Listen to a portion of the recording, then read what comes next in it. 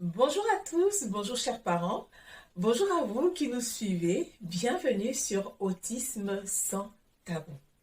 Tout d'abord, nos meilleurs vœux pour la nouvelle année, que 2022 soit pour vous une année riche en apprentissage, riche en découvertes et surtout riche en épanouissement.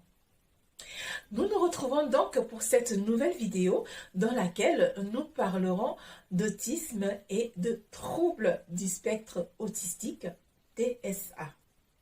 Alors si vous nous suivez, si vous êtes connectés, c'est que vous êtes peut-être parent d'un ou de plusieurs enfants diagnostiqués atteints d'autisme ou tout simplement une personne qui désirait en savoir plus sur le sujet. Alors vous êtes au bon endroit. N'hésitez donc pas à liker, à vous abonner et à partager massivement autour de vous. Alors, pourquoi parler d'autisme et de troubles du spectre autistique? Parce que j'ai remarqué qu'il y a beaucoup de confusion au milieu de toutes ces appellations. En ce qui me concerne, avant d'arriver au diagnostic d'autisme, en ce qui concerne mes garçons, on est passé par deux diagnostics avant. Celui d'hyperactivité et par la suite des déficits de l'attention. Le diagnostic d'autisme est venu par la suite.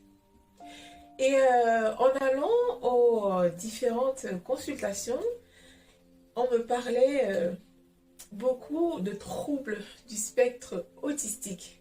Alors j'avoue que cela m'a amené à me documenter sur le sujet.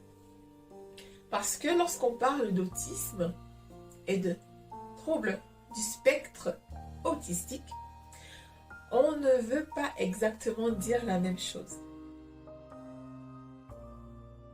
Lorsqu'on parle d'autisme, cela veut dire que dans le comportement de l'enfant atteint, il y a trois aspects spécifiques qu'on va retrouver, à savoir un déficit au niveau de la communication, un déficit au niveau des interactions sociales et des comportements stéréotypés.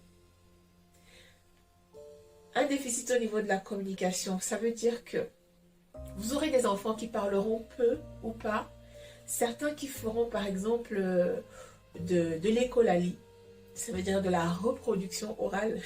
Il ne fait que répéter ce qu'il entend ou ce qu'on lui apprend. Maintenant, le monde de l'autisme est tellement vaste que ce déficit de la communication peut se manifester de plusieurs façons. Idem et pareil pour les autres déficits. Voilà, ça c'est juste à titre d'exemple. Et lorsqu'on parle d'un déficit au niveau des interactions sociales, vous aurez des enfants qui auront du mal à comprendre les codes sociaux. Parce que qui dit code, dit décodage, il faut décoder, il faut comprendre ce qui nous est donné, ce qui nous est dit, ce qui nous est demandé. Et de par leur organisation neuronale, ce n'est pas une chose qui se fait dans le temps, mais on doit les accompagner également dans ce sens-là. Exemple, vous direz bonjour à un enfant atteint d'autisme, il ne vous répondra peut-être pas automatiquement. Pas parce qu'il est impoli, mais parce que lui, il a une autre façon de communiquer à ce moment-là et qu'il faudrait comprendre qu'il communique différemment et l'amener également à comprendre que les autres communiquent différemment. J'ai entendu des personnes en ce qui concerne mes garçons dire qu'ils étaient mal élevés. C'est des enfants mal élevés, ils disent pas bonjour, ils regardent pas les gens. Bon, c'est un code. Et il dit pas bonjour parce qu'il est mal élevé. Mais il le dit pas parce qu'il n'arrive pas à le décoder. Pendant que vous parlez à un enfant dans cette situation, il va plus regarder peut-être vos cheveux ou la couleur de vos vêtements. Il sera attiré par ce qu'il y a autour de vous. Dans la rue, il ne va pas forcément regarder les personnes. Il va regarder les phares des voitures. Enfin bref, c'est une situation normale, mais dans laquelle il y a une perspective d'évolution. Et lorsqu'on parle des comportements stéréotypés, ça va être des enfants qui auront des gestes répétitifs dans le temps sans but apparent. Mais ça ne veut pas dire que cela ne fait pas sens pour lui. C'est important de le comprendre. C'est sans but apparent. L'un de mes jumeaux, par exemple, il avait l'habitude de tourner une voiture qui va tourner pendant, pendant des heures, il n'arrête pas. Ou alors prendre la télécommande et regarder une émission sur des trains, revenir sur la même scène, revenir sur la même scène et revenir encore sur la même scène. C'est des comportements stéréotypés. Voilà. Et donc, pour simplifier les choses, les scientifiques ont regroupé tous les différents types d'autisme dans le groupe qu'on appelle trouble du spectre autistique.